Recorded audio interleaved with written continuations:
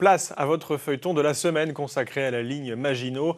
Les ouvrages qui la composaient étaient de véritables villes souterraines plongeant jusqu'à 30 mètres de profondeur pour ne pas subir les agressions de l'artillerie ennemie.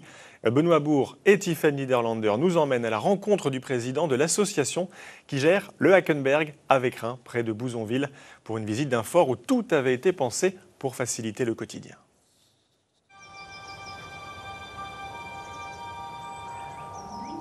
C'est le plus grand fort de la ligne Maginot, avec 15 blocs de combat, 10 km de galeries, 1200 hommes d'équipage.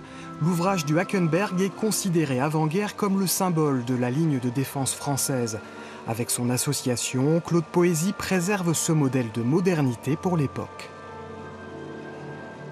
On estime que les ouvrages Maginot sont le 3 étoiles du militaire. Il y a le chauffage, il y a les cuisines tout équipées, il y a des couchettes. Il y a un confort que certains hommes n'avaient pas chez eux. Dans l'ensemble des forts, les conditions d'emploi des hommes sont facilitées. Fini les lourdes tâches de manutention. Dans les dépôts de munitions, les monorails font leur apparition. Ils permettent d'économiser de la main-d'œuvre.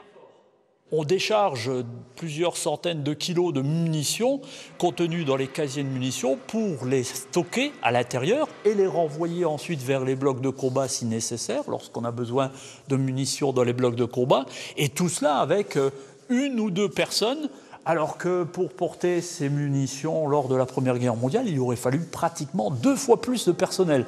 C'est la philosophie de la ligne Maginot, employer 2 fois moins d'hommes que dans les forts de la Première Guerre mondiale. Même les cuisines sont à la pointe de la technologie de l'époque. On y trouve des hottes aspirantes, des fours à chaleur tournante ou encore cette éplucheuse à pommes de terre électrique. Avec elle, la troupe échappe enfin à la fastidieuse corvée de patates.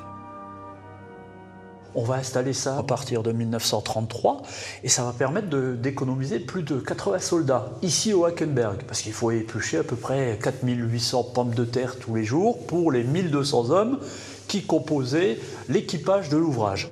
Sur toute la ligne Maginot, ces améliorations techniques permettent d'économiser des milliers d'hommes. Et ici, c'est le royaume de l'électricité. Nouveauté pour l'époque, tout l'équipement est entièrement électrique. Le poste radio, l'éplucheuse à pommes de terre, les fours à viande, les cuisinières électriques, la ventilation, les tourelles d'artillerie, les monte-charges, les trains. Donc on a besoin de beaucoup d'énergie. Mais dès qu'il y a coupure de l'arrivée extérieure de courant, on va être autonome avec des génératrices qui vont produire l'énergie pour faire fonctionner le bâtiment de guerre. En tout, 19 blocs sont alimentés par cette usine électrique, dont 15 blocs de combat. Des fortins équipés de canons et de mitrailleuses, c'était ça aussi le quotidien des hommes du Hackenberg. Il y a 2 artilleurs qui sont dans le poste de tir au-dessus.